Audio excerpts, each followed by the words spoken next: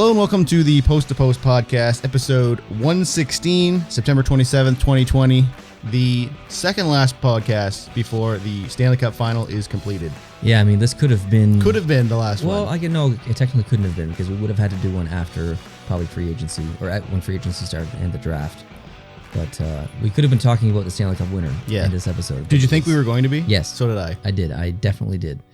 I thought after that overtime defeat, I thought it was over. I thought they weren't going to have the mojo to finich it out. No, and I guess we'll talk about this a little bit as we get into it. But yep.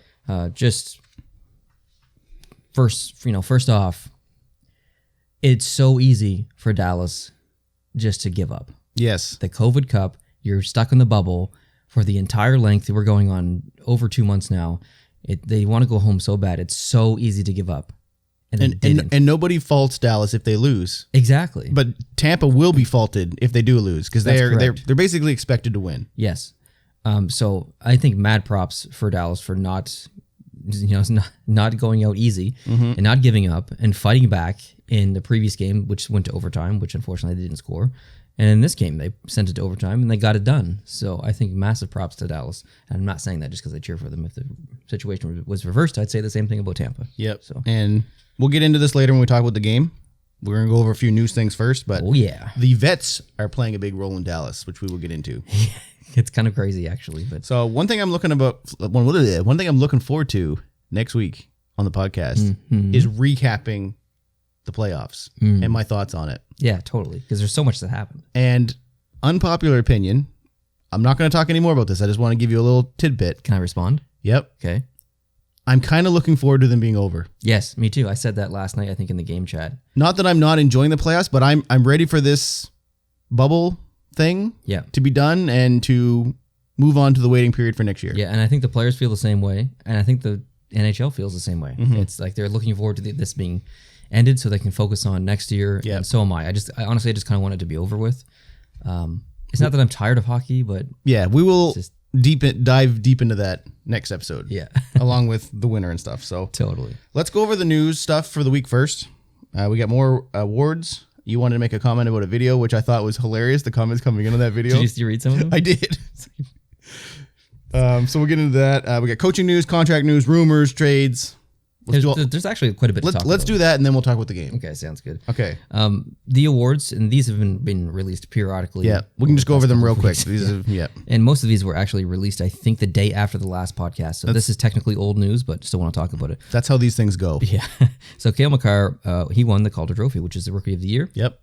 Hey, thumbs up. Thumbs up. Ding. That gets a ding. Yep. Draisaitl is the Ted Lindsay Award winner for the most outstanding player as voted by the players. Thumbs up. Ding. Should have been. Agreed. Connor Hellebuck wins 2020 Vezina Trophy. What do you think about this? I'm on the fence with this one. Had a very good year. Totally. Deserving of a reward more than other goalies? Questionable. Yep. I'm not mad that he won. Yep. I've accepted it. I'm okay with it. But I think there are other candidates out there who maybe could have taken the place. So basically, this one wasn't a slam dunk. Not a slam dunk, but which is acceptable. Good. Yep. Yeah. It gets a meep, if you're familiar with their live streams. Sure.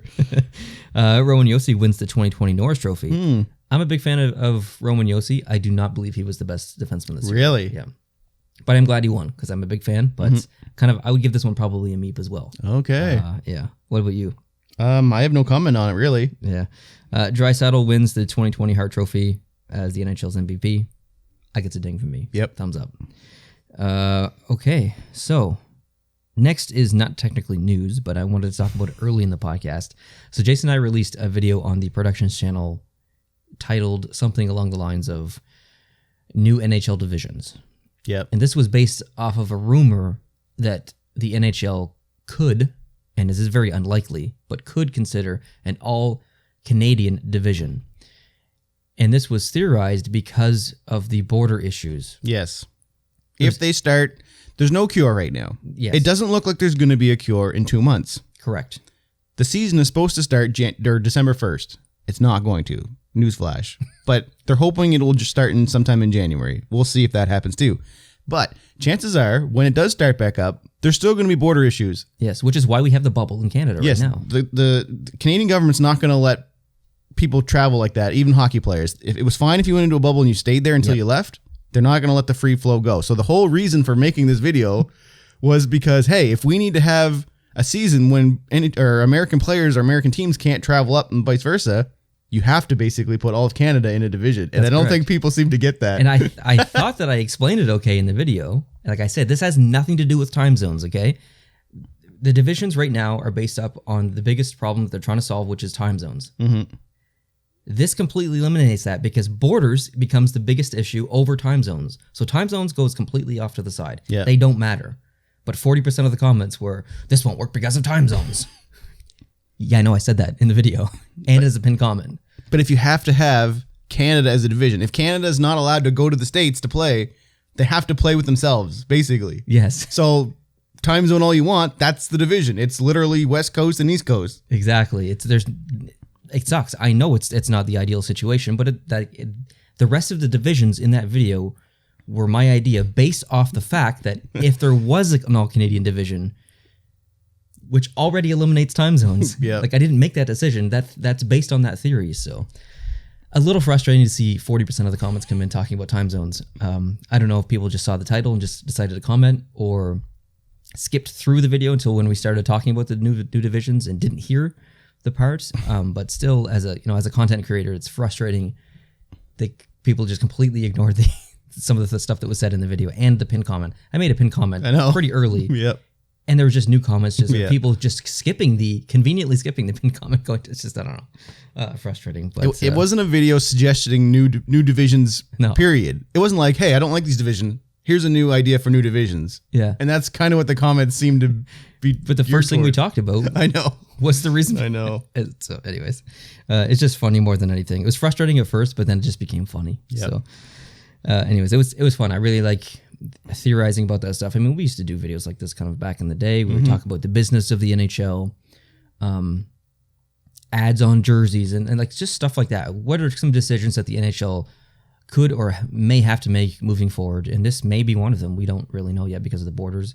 And my idea behind it, just to kind of go back to the video, wasn't a 1 year decision. Like the NHL, when they're making decisions like this, needs stability and they need to be able to plan. So they're not going to do it for 1 year. If they're going to do it, which again, highly unlikely, but if they're going to do it, it's going to be for probably 2 to 4 years because they're going to want to have plans in place for years to come. You need to provide stability for the players and let them know what's going on and stuff, and like all the workers and whatnot. So it's not just something that's going to be a 1 year thing and then they're going to go back. If they did it, they'll probably do it for 2 to 4 years, kind of just a band-aid, and then go back to the current divisions or whatever. So, see, here's my opinion. I don't think it's an unlikely situation. I think it's more probable than unlikely. Oh, really? Yeah. I don't think they have enough time. I think the teams... They're not going to have a choice, I don't think. That's why when Gary Bettman was asked about it, he didn't want to comment on it because he doesn't... Obviously, they don't want this to happen. But the alternative is you don't play. They're not going to move 7 Canadian teams into 7 temporary cities. Right. That's not going to happen. And I think you might be right. Like, it's a short-term problem, but in a year from now, it might be resolved. But... That's right. But they're not going to wait the year to play. And when we first started talking about COVID on this podcast, the worst case scenario was fans can't go to the games. Correct. We are way past that. So now the new worst case scenario is you're going to have a Canadian division. And I don't see this changing anytime soon. It might not. So I think it's more likely than not. Or they're going to wait. And I don't know. They can't afford to wait too long. Totally. And there were some fair comments that came in about how I had Seattle in the Canadian division.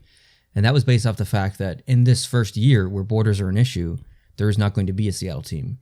And a year from now, when hypothetically season 2 of the new division start, borders probably won't be an issue, and Seattle will be joining at the same time. So instead of going back to the current divisions, Seattle will just be plopped into the Canadian division because borders aren't an issue because they're so close to Vancouver. So that was. But if borders aren't an issue, they might go back. Correct. I don't know. And I was looking at that map the other night. Yeah. And I was like trying to figure out what I didn't like. I would split the 2 Tampa teams into 2 different divisions, even though they're that close. Really? Mm-hmm. I would move one of them to the Pacific, or keep them in the Pacific, and I would move one up, I think it was to the Central, and then take Colorado out. Tampa in the South, and Florida in the... Yes. Okay. And then I would basically move, I think it was Colorado, into Florida's spot. So okay. So kind of, it was Texas and Colorado. Right, it kind of goes up like this. Yeah. and then I move them up to the Central. That's how I would do it. Okay. That's the only tweak I would make. I don't know if it's better or not. Like, there's no, like, it's not a great system, obviously. You have 2 divisions with massive travel, and in the Metro, that's all like, heck yeah, this is pro. And that's the thing. Like, some of the comments are coming in, well, this isn't fair to the other teams compared to the Metro division. Are those all those? Well, guess what? That's how it is right now. Like, here's the question, though. If this were to happen, this is turning into a big segment that didn't intend to, but could you see them making that Metro division not as convenient just to kind of balance it out? Like, could you see them putting multiple teams with big travel in just to make it, quote, fair for everybody? Or are they going to be like, this is COVID crunch time, we have to lower this cost as much as possible? I think so. I do too. I mean, they could force them to, like, not fly. I cannot see that. Only buses. No way. Especially with COVID, there's no way. They're getting on a plane. A private charter plane. Probably, but it's not fair. But I think it's going to happen, and I think you're going to be redeemed a little bit in that video. Really? Yep. Man, Now I don't know whether about your team selection is going to be good. Right. But the idea of having new divisions, I don't think that's far off, people. I think I don't think they're going to wait till next spring to start hockey. Well, I do have a little bit of confidence that you said that, because we did basically call the entire bubble situation. We did. Months and months before it actually happened. It's called logic. Logic, yeah. So who knows? I'm hoping in 2 or 3 months now we can kind of look back on this and see. But anyways, that kind of wraps up that. Go watch the video if you haven't seen it. Yeah, if you haven't seen that video, you go check it out. In coaching news, very minor news, Bob Boughner has been officially named the 9th San Jose Sharks head coach in franchise history, which is basically just cutting off the interim tag. Yeah, this is a no-brainer. Yeah, no-brainer. People were wondering why it didn't happen. I guess they just didn't want to mess with it during the run. Yeah, I'm okay with that. The run's done, and it's official, which well-deserved. Agreed. In contract news, do you know who Daniel Sprong is? I don't. Daniel Sprong is a young kid who actually played in PEI. I've seen him multiple times. Extremely talented. In the IRL? The QMJHL. In real life is what I meant. In real life league? Yeah. Have you seen him in real life? Or just I have seen him in real life, I think 5 times. Ooh. And has impressed all 5 times. A little bit of a selfish player, but extremely talented. Very good. Yep. Now, he was drafted by Pittsburgh, and I think only played a couple of games for them, and then was traded to Anaheim, I believe, and had some success there, but kind of fizzled out a little bit.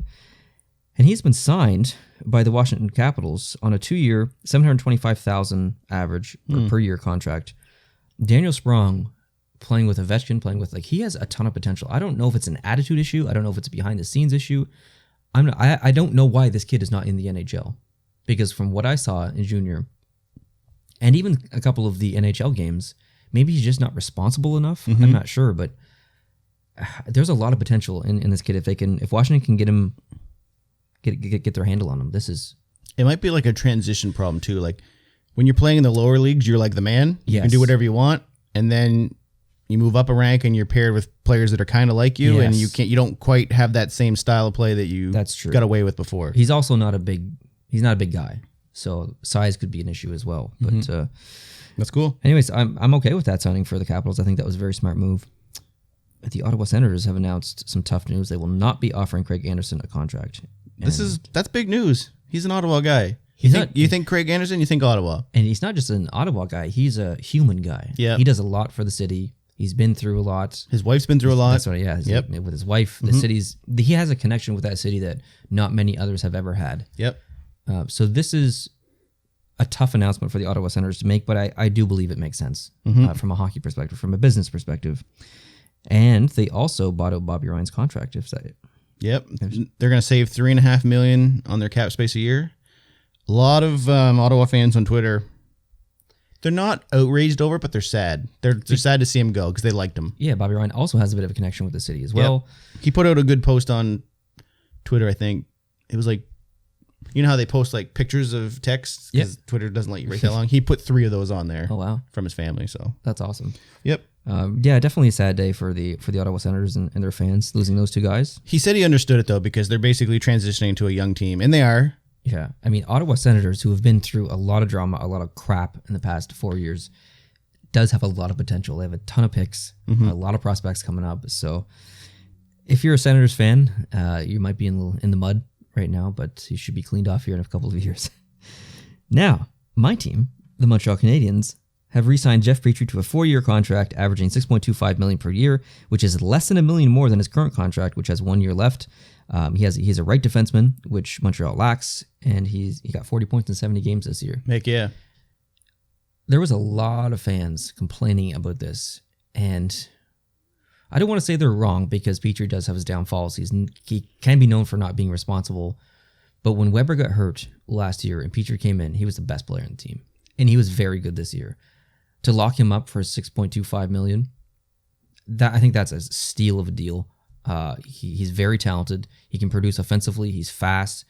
I think he's a good mentor. He's just a good dude in general. So as a Canadiens fan, I don't like to praise Marc Bergevin. I'm pretty hard on him. This gets a ding from me. That's a thumbs up. In comparison, which another player we'll talk about in a little bit, Matheson, who was traded to Pittsburgh, which is I think in the next segment, he's making 4.95 or something like that. He's not good. Yeah, like compared to Petrie. So yeah, I think that's a good signing. The Red Wings have re-signed Sam Gagner to a 1-year contract extension worth $850,000. Mm-hmm. And then you added Eisman also confirmed the team is not bringing back Daly or Eriksson. Yep. So some interesting decisions coming out of Detroit because there are some other news.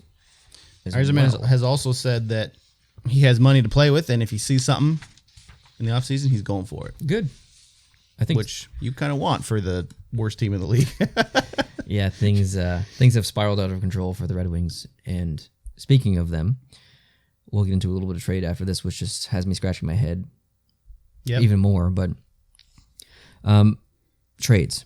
So there was a trade between the Pittsburgh Penguins and the Florida Panthers. The Penguins tried to trade Hornqvist, who makes $5.2 million per year and has 3 years left on his contract, to Florida in exchange for Matheson, who makes $4.875 million per year and has 6 years left, and Colton Sevier who makes $1.2 million per year and has 1 year left.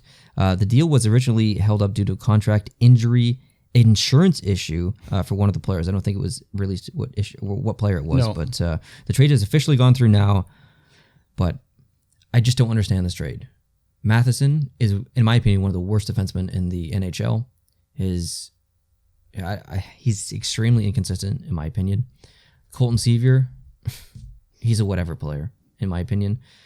To send out Hornqvist and say, okay, we're going to get rid of this contract, but bring back basically the same value of contract does not make sense to me at all. Like, Hornqvist is one of those depth guys. He's a reason they won a couple of the cups. I just don't get it. This trade makes absolutely no sense to me. And maybe he just doesn't get along with the team and he wanted to trade, and this is a personal issue versus a business issue. But so they're actually taking on more money. They're getting rid of him. They're taking on more money, like $800,000. It won't matter in a year because Colton Sevier, they're probably not going to re-sign him, so they'll lose that $1 million. But still, they're stuck with Matheson at $4.875 for the next 6 years. Maybe they can reshape him in their image. I mean, it's possible. I mean, if I'm wrong, I'll be maybe he's a player that needs a new start. Could be. As most GMs think they can fix players. We'll see. Could be. It's definitely a questionable trade. And I know there's a lot of Penguins fans out there that are very unhappy with it. So, there was another trade, actually. The Rangers traded Mark Stahl, who makes $5.7 million per year, and a second-round pick to the Detroit Red Wings in exchange for future considerations. You know what that means? Nothing. It means nothing. Like, future considerations used to mean something, but you can't make a trade for nothing. Like, you can't give a player to a team. Yeah. So now you say future considerations, and then you don't follow through with it. Yeah, like it's just silly. Like, I understand New York's perspective here. They're trying to dump some cap. But I don't think... This trade makes less sense to me than the last one. To give up also a second-round pick, it's just not worth it. Like, I don't think... You're basically taking on Mark Stahl and paying almost $6 million for a second-round pick. Yeah. Yeah. It doesn't make sense on both sides to me. Yeah, don't... Like, the Detroit Red Wings, who are in a bit of a cap... The New York is just a dump. They're dumping. It's just a dump.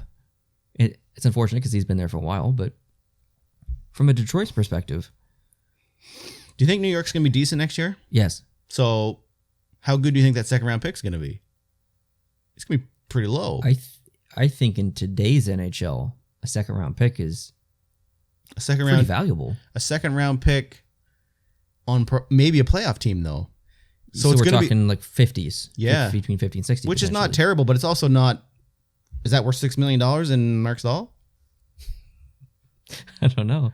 No, I think Mark Stahl only has a year left on his contract or something like that. But still, it still doesn't make sense for me from a Detroit perspective. Like as you just said, if he sees something he likes on free agency, he's going to go out and get it. Yeah. Well, you just spent $5.7 million on Mark Stahl for 1 year. Yep. That's not really a player that you probably bring in for a bit of a rebuild or something like that. No offense to Stahl, but yeah. I think Detroit's playing the long game. This is a buffer. yes, I think you're right. I think this is a buffer. But again, that seems like a lot of money for I don't know. Yes, the experience of Mark Stahl will be great on Detroit. I think he'll fit in there fine. It's all a little confusing to me. I just don't. It's basically New York saying, we'll give you a second round pick if you take this player for $5.7 million. Basically. Because I think Toronto did that with Marlowe's contract with Carolina. But I think they had to give up a first round pick or something to take. Oh, really? I don't know. It was a while ago. I can't really remember, but I know it was a 3-year contract, and they were the only team willing to pay that third year. Yes. And it was expensive. Yes, And the third year ended up being a horrible contract. Yes. Yeah, for sure. Anyways, that's all on the trade news. I'm sure there'll be. I mean, we are days away from the season. We're days away. Potentially one more game. Potentially tomorrow night. This is all over. Tomorrow night is game 6. Yep. So I don't know. We'll see. Rumors. There are rumors. It's been reported out of Russia that the Canadians do not have interest in bringing Kovalchuk back, which I think they said that they would have interest. Now, apparently the Canadians do have interest. This surprises me. Why would you not have interest? Because he fizzled off hard. Did he really? Yeah. Because I know he was rocking it. The fans were loving it. Yeah. I think they should bring him back to a reasonable contract. I'm on board with that. Don't give him stupid money. Well, you can't give him stupid Don't money. give him stupid money. But the news out of Russia is saying that Montreal's not interested. No offense to Russia. I just don't believe anything the Russian media reports. Not that I believe anything that the United States media reports either, but I'm just saying. Yeah. When it comes to hockey, yeah. So I don't know what's going on there, but we'll see. Now, I was told, and so are you, that there's a little birdie inside the Flyers. We have sources. Inside the Flyers, and they are quite confident that Mikko Koivu is going to join the Philadelphia Flyers. That's bold. Very bold. So keep an eye on that. Now, it was rumored that Dustin Byfuglien might have considered a return. Yep.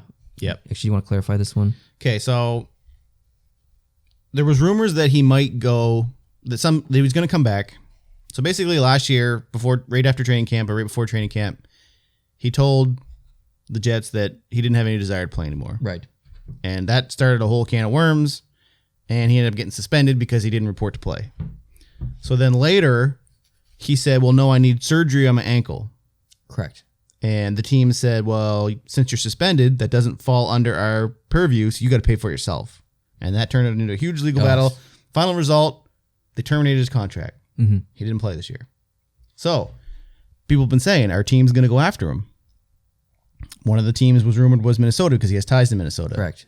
So last night on Hockey Night in Canada, Elliot Friedman basically shut that down and said, I think he's done. He said he thought he's done or he's done? He said he thought he was done. Okay. And here's a quote from Elliot Friedman. Take it from the man himself, people. He said, teams have asked. One of the teams that have asked is Minnesota Wild. They figured because he had a lot of ties to Minnesota, he would want to play there and they could use him. And they're probably the only team that had a chance in all this. But Friedman checked with Byfuglien's agent, who's Ben Hankinson, and he said it is doubtful that he will ever play again.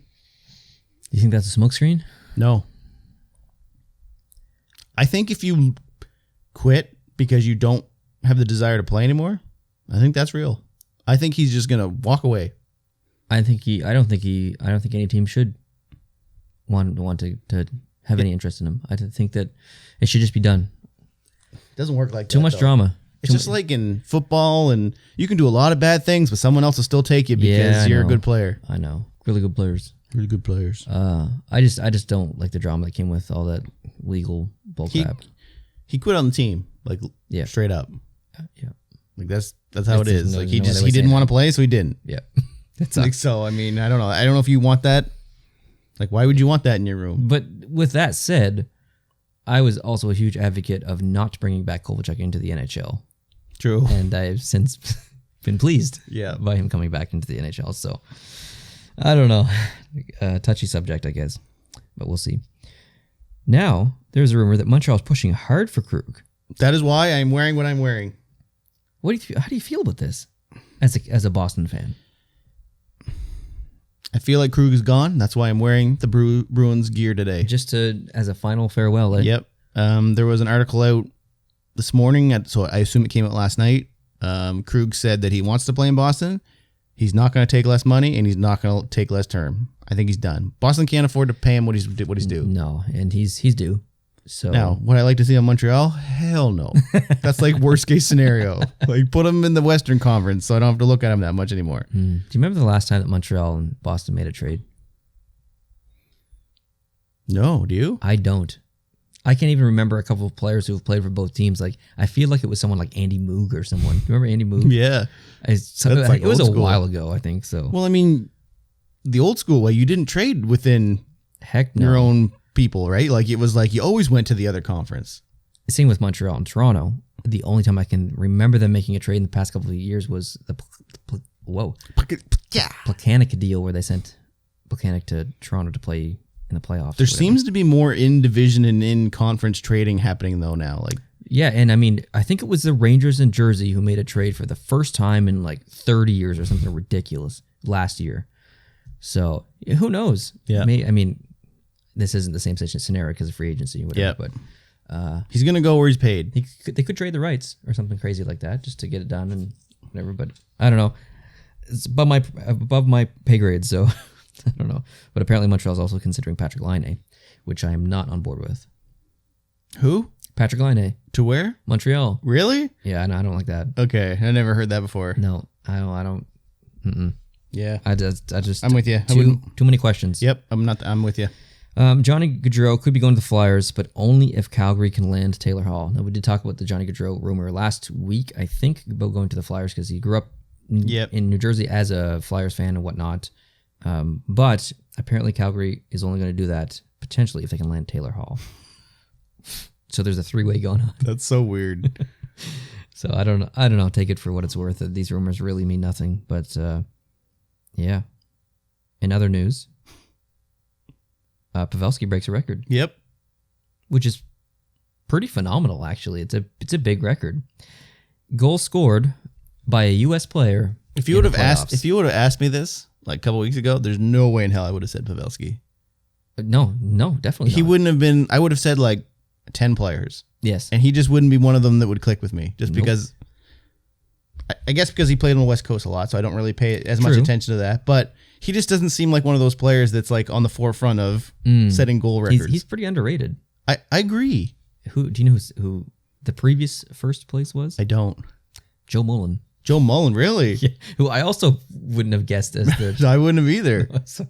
I guess it is kind of a weird stat. It is. Number one, you have to be on a team that's good, that makes it to the postseason a lot. Yes. And I guess anything can happen in the playoffs. Yeah. Like I would have picked like Mike Modano or. Do you think this year skews those records because there's technically a whole other round being added to it with potentially. I mean, all the first rounds went by pretty quick, though, I think. Yeah, I mean, it's skewed probably a little bit, but I'm okay with it because it reduces the regular season games stats as well. Mm-hmm. So it kind of takes a chunk out of the last 11 games of the season, regular season, and it just kind of adds a couple more to the playoffs. So as far as the records, it probably changes them a little bit, but in the long run, I'm going to say it all evens out. Yeah. But, okay. All right. You want to skip this one till the end? And the big story. This is something I knew about, but I did not read about. Yeah, so I want you to indulge me with the audience. There was a story that was released by ESPN, and it's one of those stories that the NHL looks at and it's like, oh, right now, really? Because it makes them kind of look, maybe not the NHL look bad, but it's very similar to the concussion show. Yeah, kind of. It's kind of a touchy subject. But anyways, so I just basically copied and pasted the article from ESPN, which was written by Greg Wyshynski. Greg Wyshynski. Yep, he's a big guy. So there's a lot of text here. I'll try and get through it the best I can. So former NHL player Ryan Kessler said that the lack of education about a popular anti-inflammatory medication led to his chronic digestive problems, which he revealed on a Canadian sports documentary. Kessler and other former NHL players spoke out about overuse of medications like Toradol, a non-steroidal anti-inflammation drug. Nice. Yeah, thanks. I wish I could do that. Nice. Nice. On a TSN news segment called The Pain, or The Problem of Pain, which debuts Tuesday night. So that's already released? These are your notes. Man, I don't know. I didn't watch it. It's either last Tuesday or this Tuesday coming up. Yeah, I didn't watch the thing, but I will definitely watch it if it's out already, or if it's releasing this coming Tuesday. So Kessler, who played over 1,000 games for the Vancouver Canucks and the Anaheim Ducks, hasn't played in the NHL since March 2019 because of a chronic hip problem. To manage the use of the pain, he would frequently take Toradol, a drug not approved for long-term use. And he said, "I never wanted to hurt the team, so I knew I had to play. To play, you have to take painkillers." In 2015, Kessler said he developed colitis? I don't know. Colitis? A chronic disease that causes long-lasting inflammation and ulcers in the digestive tract. Doctors told him the condition was most likely triggered by the Toradol use. He said, "I had holes in my colon and ulcers, and basically my whole intestines went into spasm. It's very unpleasant. You've got to go to the bathroom 30 to 40 times a day. And when you go to the bathroom, it was pure blood. It depletes you. It's terrible. And it's all because I wasn't made aware of what this drug could potentially do to me." In 2019, Kessler was diagnosed with Crohn's disease, an inflammatory bowel disease. Kessler said teams have not educated their players about the risks of pain medications. He said, "I never knew what it could do to me or the side effects. I feel like I can talk about the dangers about it. It'll help everybody." This is way more intense than I thought it was going to be. This is big. Colitis and Crohn's is huge. They're big time problems. This isn't just something that goes away in this is months. They're they're life. Screwed. This is life. So, TSN's TSN's Rick Westhead, who created the problem of pain with producer Matt Cade, said that overuse of Toradol is widespread in the NHL, with multiple agents telling him they have players, quote, who take it before every single regular season game and playoff game to manage their pain. That's intense. That is the definition of overusage. That's not good. So, quote, "A lot of this in terms of accountability and responsibility come down to teams' trainers and teams' doctors," Westhead said. "If you believe that players are telling us how it can be, or how can it be that they're being given prescription." Start over. That didn't make any sense. If you believe what these players are telling us, how can it be that they're given a prescription medication that you're not supposed to take more than 5 days in a row for a full season and not telling them what could happen if you do this? There you go. And I agree with that. Yes, totally. Like way back in the days, like I'll say in like the 80s and 90s, you go into a baseball clubhouse. I heard this firsthand from people, like legit. You walk in and there's a table with a bunch of bowls on it, and there's just a bunch of pills in them. You just take it, and you just go. Whoop. They're not labeled what they are. They're not labeled what they do. That's crazy. Take this for pain. Take this for this. Take this for that. And they're different colors and they're in different bowls, and just like it's not like that anymore. But that's how it used to be. It's like this is not that level, but it's kind of the same thing. This is very irresponsible by team doctors. How do they not educate the players? Because the doctors are paid by the team, and the team wants performance. You think this is a team issue? Do you think this is an NHL issue, or do you think this is an individual franchise team issue? No, this is a everything issue. This is an everything issue. I agree. Yeah. So Rick Westhead on Twitter said the NHL has deleted its price to pay video, which glorified playing through pain in order to compete for the Stanley Cup. Clips of the 70-second promo posted on the NHL's Twitter feed included a player taking a shot to the body and then struggling to get to the bench. That was deleted. That's by the NHL. That's something. That's it makes the NHL look worse, I think, that they deleted that. Like, I understand why they did it, but that's... So, this is not a good story. I didn't think it was this bad. Yeah. Like, I thought he was going to be talking about taking painkillers and there'd be side effects. I didn't think the side effects would be that bad. Like those are mega, mega, mega, mega bad like stomach problems. I don't think Kessler is officially retired from the NHL, but he hasn't played since I think it was March 2019. It said. I cannot, based on reading that, I don't see Kessler coming back to the NHL. And if he has officially retired, I apologize for missing that. But do you think this is going to do anything? It has to, especially with everything that's come out on multiple categories. You know, we saw Montgomery in Heat. We saw Babcock in Heat. Just things that have come out from the shadows. I think the NHL has to do something about this. There has to be regulations put in place. There has to be educational seminars with players from the physicians or the team doctors. But do you think the bro code is going to... Do you think people are going to want to not take stuff because they'll be afraid of... Yes. Yeah. But I think there's some players who are like, I don't care. Like, just give it to me. Like, I'm tough. Just give it to me. So I can see people on both sides. The same... But then there's going to be the other people that are like, well, everyone else in my room is taking it. Yes. I don't want to be that guy. Yep. Which means this doesn't change. Mm-hmm. And if this does change, then what is the alternative? It's to do the thing that I hate, but I think it's the only alternative is the NBA's load management where guys don't play every night. If this guy's in pain, he sits. Like, how would you like it if you're a fan of a team and you, let's just say COVID's done in 2 years from now. Everything's back to normal. Okay. Like, heck yeah, we're going to treat ourselves. We're going to go to Montreal. We're going to watch a Bruins Leafs game. Sounds pro. And then wait, a Bruins Leafs game. Did you say we're going to Montreal to watch a Bruins Canadiens game? That was amazing. Okay. If that happened, there'd be some kind of bubble going on. Yeah, exactly.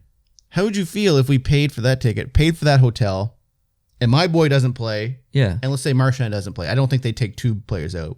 But what if like you're going to see Bergeron and I'm going to see Carey Price? Yeah. And they're both gone. Yeah, and they're not hurt. They're sitting because it's a rest day. Yeah. Which doesn't get announced because they don't announce that. Correct. So we pay all that money. It's not as bad in hockey because it's more of a team sport, but like if you let's just say last year, if you paid to go to a Raptors game and you want to see Kawhi Leonard and he didn't play, that's a big deal. That's not as big deal as me not seeing Bergevin because there's still lots of other players I'd like to see. But it's still a big deal. Yeah. I mean, and if you have to rotate people that often, it's going to be multiple people a game, which is A, going to make the game less competitive because the star players are going to be sitting. And B, it's going to kind of piss off people who pay to go see the game. But if you have to deal with pain management, that's basically the only option unless you're going to keep chugging these pills. You make a good point, though, in the whole paying to see a certain player, because I went to go see a Boston game earlier this year against the Penguins, and I went to go see that game. A lot of the reason because I wanted to see Sidney Crosby play. We went twice, and he didn't play both games. He was hurt. Yeah, because I'm not a huge fan of Sidney Crosby, but I want to see potentially one of the best, greatest players ever play. I want to say that I saw him play. We went 2 different years to Boston to watch the Penguins game, and he was hurt on 2 different injuries both times. Yeah, so there's a lot at play here. I think the NHL could go to a reporting system where every single time a player takes a pill, it is documented by the physician or the team doctor, and then that report is sent on a daily or weekly basis to the NHL for them to look at. If it's not an approved drug, they shouldn't be eating it every day. Like that's where it comes from. Find something a little less harsh that maybe doesn't take it away as much. Like go to Advil, go to Tylenol, like go to something that's I don't know. They're all bad. Like they all give you gut rot. You're not supposed to eat. Right. Like they tell you when you have naproxen, eat it with food and don't take it long term because it'll wreck your stomach. Yeah. That sounds like what this thing is doing. If players are in so much pain that they're resorting to these Here's what you do. Drugs? I have the solution. What is the solution? Get rid of the bye week. I agree. So that's technically a week off. This is not starting my argument great, but this is where I'm starting. Okay. Reduce the games. Agreed. Spread the games out. No back-to-backs. Agreed. Give adequate time. Don't have 3 games in 4 nights. Yes, totally. Rest and relaxation. Minimum 1 game off between games. Absolutely. Minimum. Yep. Let the body heal. There doesn't need to be back-to-back games. Like, don't talk about how physical, how fast the game is, and then jam everything in. Mm-hmm. Of course you got people getting hurt. Yeah. I don't think fans are going to care that their team is playing 10 less games a season or their team is not playing. Like, if you're a Bruins fan...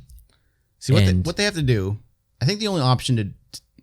it sucks because of COVID, because it's going to affect stuff, but they could have made up some of that ticking revenue that they're going to lose by bringing in the new TV contract. Like, Now, that was supposed to be like money on top of what they already had. Yes. So they could look at that as an option of, instead of gaining from it, they just take away from here and then bring that down to fill that spot and maybe have just a little bit left over. Yeah. I don't know if that TV contract's going to be worth as much now with COVID. They have to project beyond COVID. And Olympics complicates that as well, the contract and stuff. And that's NBC, by the way. You could look at, I know Gary doesn't want to do it, you could look at expanding playoffs for more ticket revenue. I like that idea. I don't think... See, I'm on the fence on this one.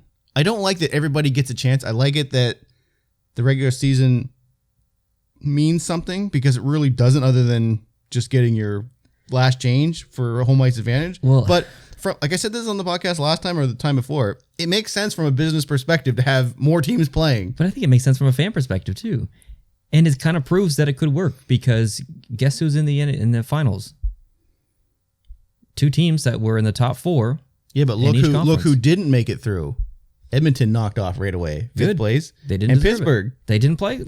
Good. But they did in the regular season to earn that spot. Yeah, well, if they can't, if Edmonton and Pittsburgh can't play well enough to beat a 24 seed team or whatever it is. But that's the problem with the league, is they want this parity.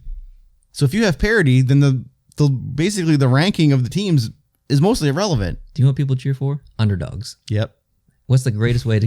I mean, I've been cheering for the underdogs this whole time. Yeah. Other than my own team. Introduce more than eight teams per conference into the playoffs. But that could be an option to look at too. Yes. You add more playoff games and keep them spread out, and you take away a little bit from the regular season. I really like it. I think long term, I think if you want to address this, you have to make a sacrifice somewhere. Oh, absolutely. The only way to not be chugging pills is to either get more rest or not play as much. Yeah, or to allow NHL teams to have a higher roster of, more players that they can. Yeah, don't make it 21. Yep. Make it 27. Yep. Or something. Allow more players to be available.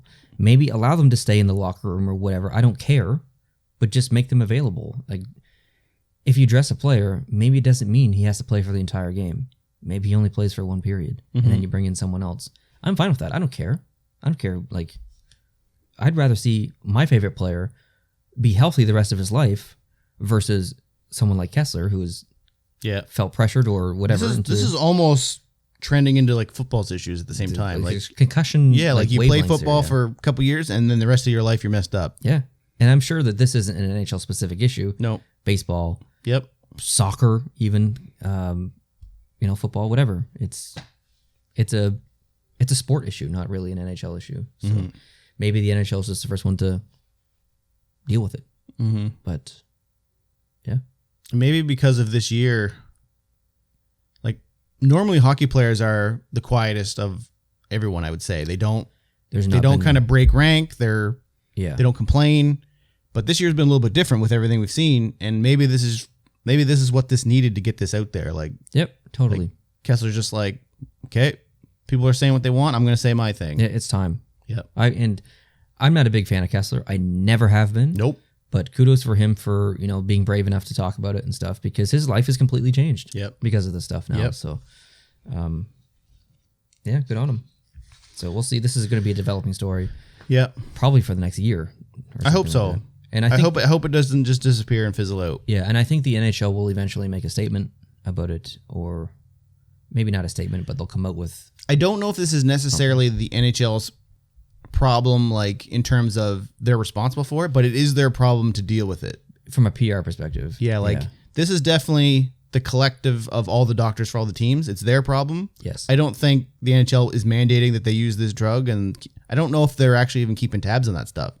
But because it's a league issue, they are going to have to deal with it one way or the other. I hope. Now, is medications you can take approved or not approved depending on what country you live in? No, because there's restrictive drugs that are league-wide. Like there's a list, right? Like you can't take these, like performance-enhancing stuff like that. Like there's actually performance-enhancing drugs that are used for recovery that you're not allowed to take, but they don't have side effects because they speed up the natural recovery process or whatever. And that's an advantage. Okay. Interesting. Which is okay. Now, are these players allowed to take these pills during the off-season? I think these players can take them anytime they want. The question is this a prescription drug, which I think it is, and they're just You need that? Here, take it.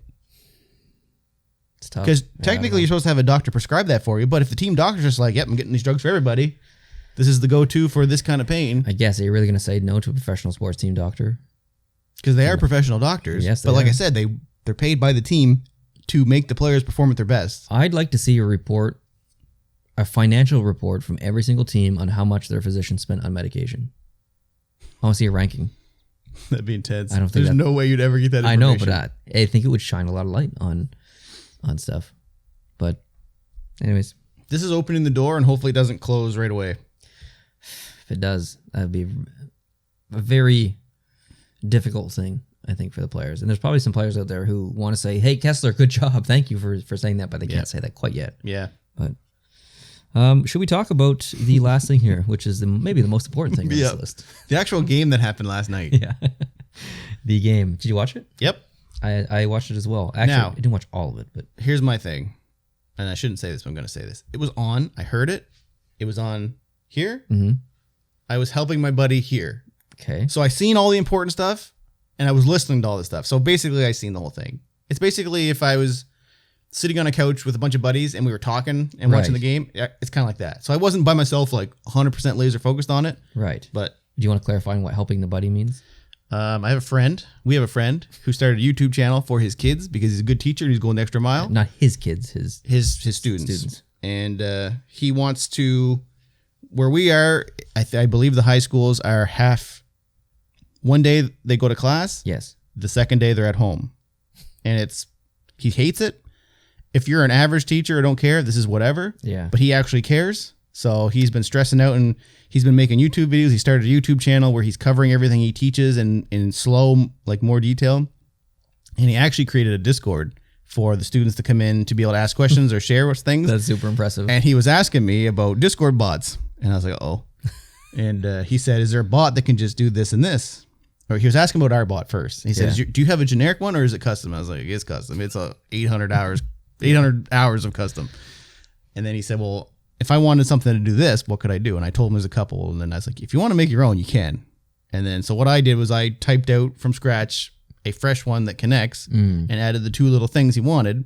And then last night we basically did remote desktop. And for till 5 o'clock in the morning, I was helping him and showing him how to do stuff. Yeah. And it's coding in, is it Python? Python, yeah. And he's totally new to Python. So you're he's not like a programmer. I'm not a programmer either, but I've kind of figured it out. He hasn't really tinkered with it much. You might be a little sleepy today. Yes.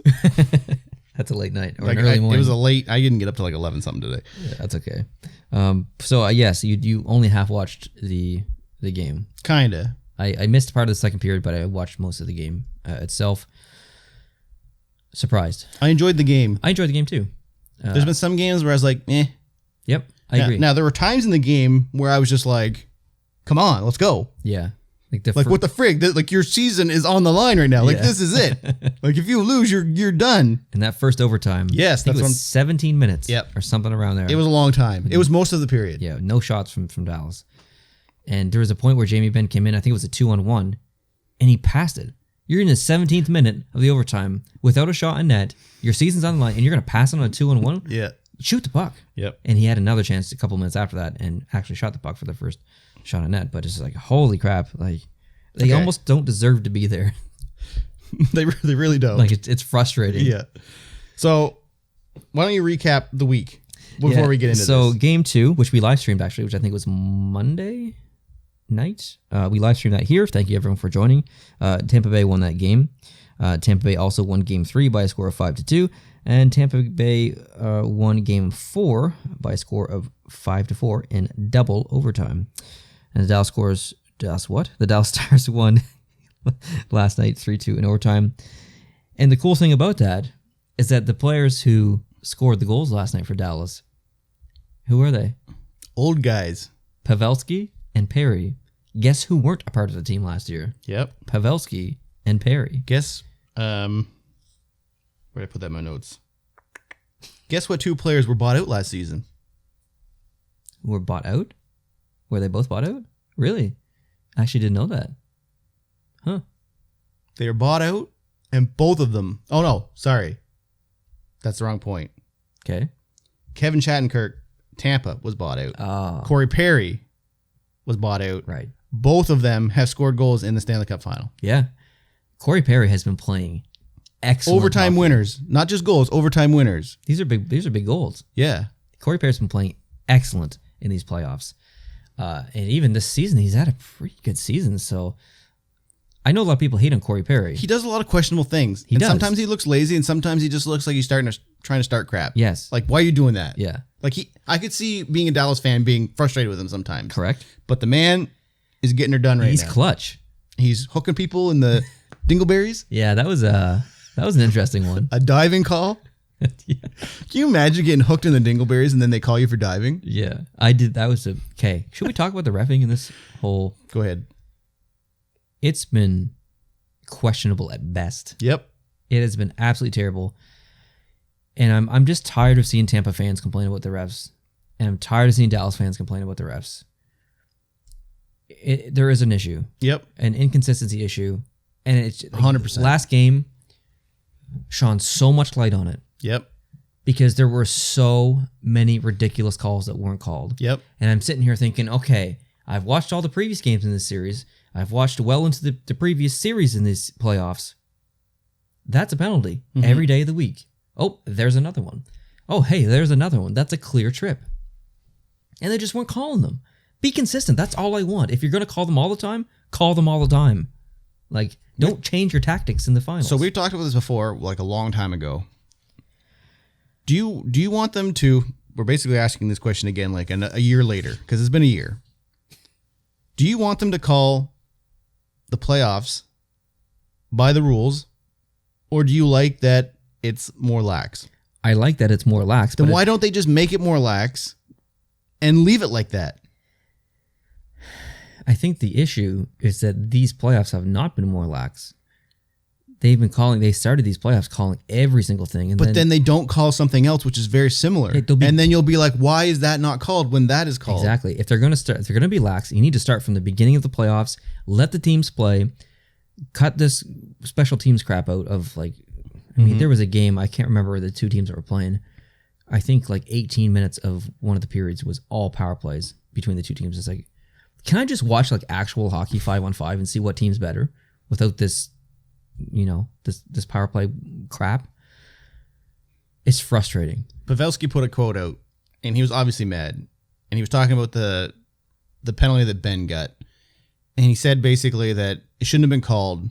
He said he basically breathed on whoever the player was. I can't remember who it was that got the penalty, and he fell over. And he said, we're expecting 5-on-5. Yes. And I agree with that, but I don't agree with that either. Like, they're not going to let you get away with everything. Mm-hmm. But yes, typically in the playoffs, the rules are laxed a little bit. So it's definitely a consistency issue. But I don't know how you have consistency when you're gray areaing the rules. Like, how do you say, this is normally a penalty in the regular season, let this go? Yeah. And then have a whole bunch of different sets of refs doing different teams and games all be on the same level. So would you rather the onus be on the players? Like the rules, they're calling it regardless. I think the rules, playoffs. I think the rules should be called as they're written. Mm-hmm. Maybe change them. Maybe make them a little bit not as harsh in the writing.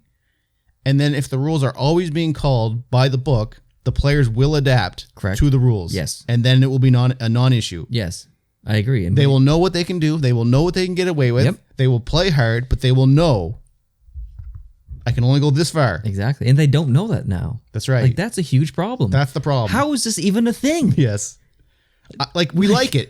It's more exciting hockey when there's more stuff happening. Like, yeah, like little cheap shots and whatever. Like, they're battles. That's what people call them. They're battling. It creates mini storylines Yes. between players and battles and stuff. Like, that's awesome stuff. But if you don't have that consistency between games or between different series, Yes. when those series or when the players of, let's say one series is being reffed one way and one series is being reffed a different way, and then they meet and there's this ref or these sets of refs or these sets of refs get chosen based on who they think did better. Right. One of the teams is not going to be able to play the same way because that's not how their side was being reffed. It's true. And it has determined games. It has determined the winners of games. The NHL has a reffing issue. It's had a reffing issue for the past couple of years at least. It doesn't seem to be changing. It was worse this year than it was last year. And it was crap last year. Now, I'm not going to argue whether the Ben penalty should have been called or not, but there was a ref standing right in front of Ben, like right in front of him, like yes. Here. He didn't call the penalty. The guy way back there did. And that has happened so many times these playoffs. I think it happened again. Was it last night? I can't remember. But I've seen that. Like, that's not a rare occurrence these days. It seems bizarre to me that, like, I guess that's technically what the second ref is there to do. It's another set of eyes. But if you have the guy like literally staring at them like 15 feet away and he doesn't see it, I don't know. Yeah, how can you be 50 feet away back in the That's right. eyes and call it all the way over in the corner or wherever it is? So basically you're saying that my partner missed it. Yeah. Like you're basically throwing shade at your partner saying he was point blank and he missed it and I'm right. Or you shouldn't have made the call. I think, okay, this is a whole other video topic probably. We could spend 30 minutes talking about this, but should penalties be reviewable? I don't know. Because it would slow down the game a lot. Yep. I'm in favor of it. I'm in favor of it now because I want to see things done right. But I think after watching a couple of games or half a season of it, I'd be like, this is, I just want to watch hockey. Like, stop with this crap. Let's just go back to what it was. Let's just play hockey. So I understand both sides. Yeah, I don't know. Video review is an interesting topic for me because I don't know where I sit on it. I like things being right. Mm-hmm. I don't think I would like the constant waiting. I'm going to go back to my idea of having a third referee in between the bench or in between like the yeah, and we had a coach call that ref out. We have a guy up there who's not even part of this game. He's got no. Yeah, no, but I don't want him up there. I want him in between the penalty boxes, watching it. You want him where Pierre Maguire stands. Yeah, and as soon as the play stops, he has already reviewed the footage, and by the time the referees have come over, he'd be like, yes, that was a penalty, or no, that was not a penalty, face off. Instantly knows. So no video review. They could have someone in the war room do that. Every They play, could, but every there's a play. phone call, and there's just like, no, I want the guy there with screens in front of him, making the decision. He's already reviewed it, basically, by the time the refs have come over, and he makes the decision, boom, gone. Nope. See, do you know what would be cool? Milkshake? I would love a milkshake. You could never do this because it'd be cool if you could go to a commercial after a penalty is called, but you can't do that because there's only 3 commercial breaks in a thing. And they have to have it happen at certain times. Yeah, and stuff. but it'd be cool if the penalty gets called and then during the break they check real quick to see if it was actually a penalty or not, and then they either reverse the decision or not. I think the NFL does that. Yeah, I don't think there'd be enough time to do it in real time. Even adjust the commercial so you're not showing a 2-minute commercial. You're showing a 25-second commercial span. Yeah, like why do they have to show split it up? 2 minutes of commercials when they could just show like a 30-second real quick and then back to the play? Maybe. And you're in between that, you're reviewing something. Yeah. I'd be okay with that. That's enough time for players to catch their breath. They don't but it's need not 2 enough minutes. time for people to go pee. Do you think players go pee? Not players, viewers. If you're sitting around watching the games, having a drink, having multiple drinks, you got to pee every half an hour. But in today's world where you can just pause live TV, I don't think people are waiting until commercials to go to maybe in the playoffs, but not the regular season. Mm-hmm. They're just going to go pee or they're going to pause it. That is definitely an interesting idea, is to change the commercial format. I'd be game for that. Hypothetically, they could probably fit in more commercials versus their current system. There was something, I don't think it was hockey. There was some sport, someone may know what I'm talking about here. There was a lot of uproar. They showed a commercial while play was going, and it turned the game into a small little box, and the commercial took up most of the screen, and there was either someone scored, it might have been soccer, someone scored or something. Oh. Well, the big majority of the screen was a commercial, and this little tiny bit of thing was the actual play TV. So they didn't break from the live game. They literally showed a 15-second or 10-second ad, and a big play happened while the screen was this big. That's tough. Now in NASCAR, they do the same thing, but there's a bar on top with text, there's a bar on the bottom with text, and then in the middle, there's 2 identical size blocks. One is the race with no commentary, and one is the commercial being played with the audio from the commercial. Mm-hmm. So you can still watch the race technically, but also watch the commercial. That's a really good system, but I think it works in NASCAR because, I mean, you're just watching cars continuously turn left. Yep. Like, not really much happens in NASCAR. So I think that's perfect for that sport. I don't know if it works in. I think for hockey, you have to break. You have to break. Yeah. Because the commentary is, if you're going to make the screen smaller, it's already hard to see some players sometimes. But it's easy to break. You could have a whistle, and then they just wait to drop the puck until the commercial is done. Yeah, it could be an icing. If it's a 30-second commercial. From the time that an icing's called to the time that they drop the puck, there's 15 seconds? Between 10 and 15 seconds? I don't think they do it between icings because they want that to be advantage to the team that didn't ice it. Correct. They want to drop that puck as fast as possible. That's why the other team's always there and the other team's kind of mosey on down. But there's so many other whistles in the game. Offsides. Yep. Puck over a glass. Like, it's just not penalties, but just, it goes in the bench or whatever. And if for some reason there's not enough whistles in a period to meet their quota, which would be, I guess, 6 minutes of ads or 4.5 minutes of ads. I don't know what it is. I think they're 1.5 minute breaks, aren't they? So 3 ads. Yeah, something like that. They could just have a longer timeout at the end. Mm-hmm. Like, you don't really think about it when you're watching TV on hockey, or TV on hockey on TV. But like, if you go to a game live and you see all the TV breaks, there's actually lots of like timeouts. There is. Like, there's more than you realize. Like, when you're home at TV, you're like, oh, a timeout. Okay, they're getting their rest. But they literally do that like every 6 minutes or whatever. Yeah, like, when you're in the arena, you're like, what are they doing? Oh, it's a TV timeout. Yeah. All the people come out in the ice and clean. And yeah, and like someone will stop the puck and all of a sudden the goalies just start skating to the bench. It's like, what's going on here? Oh, it's the TV timeout. Yeah. It's kind of odd. But anyways, yeah, that kind of turned into a whole nother discussion. So let's make some predictions. All right. What kind of predictions do you want to make? Is this series over tomorrow? Yes. But then I said that for games 5 too. So do you think, okay, I can't ask you that because you just answered yes. Here's my thing. I don't think Dallas is winning 3 in a row, which they have to do to win the cup. Right. I just don't see it. I could maybe see. If I was betting money, I'm betting money on Tampa 150%. Like, there's no way I'm betting on Dallas. But I won't be surprised if Dallas wins. Like, I'll be pleasantly happy. Here's a better way to put it, which gives you confidence in Dallas. They only have to win 6 periods. That's it. That's not a lot.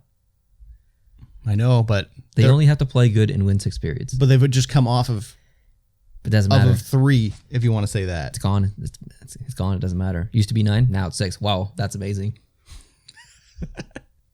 Yeah, but I don't know. I don't know. If you're looking at the stretch, especially with a overtime, I'm just not seeing Dallas doing not against Tampa. 3 games in a row. I'm going to piggyback off that and say I can see Dallas winning Game 6 more than I can them winning Game 7. So if they win Game 6, I don't think they're winning Game 7. No, just for the reason I can't see them winning 3 in a row. Exactly. I think Tampa will they just won't allow it. And how can they? No offense to Dallas, but Tampa is the better team. 100%. They've outplayed them in basically every facet of the ice. 100%. It's not that Dallas doesn't deserve to be there, but Tampa is just so much better in like every category. Yes, on paper and yeah, and actually, like, do you think Stamkos will play in any of these games if there is a Game 7? No, because he already jumped on the ice. He already made a contribution. Yeah, so he will get his name on the cup if they win. I don't think. He had a significant pressure. Like, we didn't talk about that, but he had a significant contribution. A significant one. He came on and scored a goal right away. Yeah, it was unbelievable. Yeah, it was like, man, this guy, like he kind of he was going up against the boards. He put the puck around, kind of took the check, went around him, bang, in. It was unbelievable. He made his presence known, and then he was gone just like that. Now, I was under the what? I was under the impression that you had to play 41 games in the regular season and at least one NHL playoff final game. That is not what it is. That's not true because Nathan Horton got his name on the cup. It's 41 games in the regular season or one game in the finals. Yep. There has been one exception to take place, and that was with, I think, a Detroit player that got injured in 97. Was it? I don't know. Larionov? I can't remember the guy's name. But there was one exception that was made to get his name on the cup because of an injury that happened. But yes, so he's already played 41 games in the season, so it doesn't matter if he plays in the finals here. His name's going to be on the cup. Yep. If Tampa wins. When. But I'm cheering for Dallas. 100%. Definitely cheering for Dallas. So if you're watching the video version of this podcast, you'll notice that I'm wearing a White Rangers jersey. I unboxed that today on my channel, on the Productions channel. If you haven't seen it, I would love it if you could go check it out. The cool thing about this jersey is it was supposed to be pre-stitched. It's not. It is hand-stitched. It is hand-stitched. It is pro-stitched, and that was either a gift. That section was a gift by Cool Hockey or a mistake, because I definitely selected and paid for pre-stitched. So a happy mistake, I will call it. And yeah, I likes it, so I had to wear it. That's it for this podcast, I think, unless Jason has anything else to... I don't. The next one will be... The final. The recap of the final, the recap of the bubble. Yep. The recap of the season, maybe? Of life. And then we might have one more after that, talking about players. Players, really good players. And then that will be it. That's it. And then next season for the podcast, once the actual season starts up again, we'll probably do one like right before the season starts. But our background should change a little bit, I'm thinking. Yes. I don't know what specific plans we have in place. It's pretty plain right now. But yeah, we're gonna do something. We've got our awesome sign with awesome people's names on it. Yeah, that's still there. It's been here for the whole season, I think. Yeah, that's not going anywhere. Nope, that's not going anywhere. We've got 2 hooks for jerseys, the only thing that did not fall off the wall. And we've got our boy Gary Bettman wearing a nice suit. Exactly. And I don't think he's going anywhere either. No, he'll always be there, I think. But we need new shelves, we need new bookcases, we need something. We need something. It's too plain right now. Yeah, a little This video is a little bit more zoomed in than normal because it's just plain. There's nothing else on the walls. So yeah, we want to set the mood a little bit next season with some stuff. So there'll be some changes, and there may be some changes as far as how this podcast is released, but we'll get more formatting changes. Hopefully we'll have guests more often. I really would like to do that. Just have other YouTubers or hockey people or whatever, just bring them in either by a call or by video. We have the technology to make it happen. We have the technology. I don't know why that made me laugh. But I feel like the technology that we have is potentially unreliable. But for call-ins, if you've ever seen a show where like there's like an engineer and he's like, we got to split these, and he's like dragging wires here and plugging them in here, and it's like a super makeshift. That's what we have to do with that mixer to make that work. Like it's wires, it's computers, it's crazy. It's complicated. It does not have built-in call support. Yeah. So with that said, there is a mixer that was just announced recently. We will be upgrading the mixer for next season, which makes people calling in so much easier. We had the intention to do that this year. We did it a couple times, but it just got real complicated. So we stopped doing it, basically. But we want to do it very frequently next season, next podcast. It's a lot of different, like for the technical side, like when we did Melody. Melody was probably our best example of it. Yes. We had her on with a webcam. We had our audio from our mixers. We had audio from the webcam so she could hear us. We had all of the audio being recorded by our online software in different tracks that we could edit. And then we had our own audio being sent to there that we used for ourselves. Correct. So when all of that had to be mixed together, it was a little bit of work. It was definitely work. It worked out in the end. Like it looked good. It looked really good. But and she also filmed herself with a different camera. Yeah, and then she had to film herself and then actually upload it so we could download it. So it was, there was a lot of pieces of media to make that video work, and it's like a big formula. And we had to tell her, like, when we say goodbye, don't hang up, because if you do, we'll lose your audio. But you have to wait till it uploads. Like, it's one big formula that you have to kind of work out and figure out the answer for. But that formula gets way easier next year with the new mixer. And I'm not going to buy that anytime soon. It'll be months before I buy it, but we'll get it all figured out before next year, and we'll have more guests and maybe some in-person guests as well. And clearly defined segments. Like a lot of people like when we put the bar up and have the things. Unfortunately, this video is not going to have the bar because if I did, our heads would be cut off. But yeah, we'll just make some changes that makes it easier for people to find the stuff they want to listen to. Yeah, totally. So that wraps up this podcast. Jason, thanks so much for joining and and all the good things that you do. Thanks, guys, for watching. I really appreciate it. If you are watching on YouTube, would love it if you could hit the subscribe button down below. If you're listening on iTunes or whatever podcasting app you use, would love it if you could leave us a review if that's possible. If not, share the podcast around, tell your friends. And hope you enjoy the upcoming Game 6, and that happens tomorrow night or Monday depending on when you're listening to this, Monday at 8 p.m. Eastern Standard Time. And if Game 7 does happen, it's going to be on Wednesday night at 8 p.m. Eastern Standard Time as well. So those are the two things you need to look out for this coming week. And we will discuss both of those games potentially next podcast. We would love it if you could join us for that one next week, which will be episode 117. Thank you guys so much for watching and listening. Hope you guys have an awesome week coming up, and we'll catch you in that 117 episode. Adios. Perfect.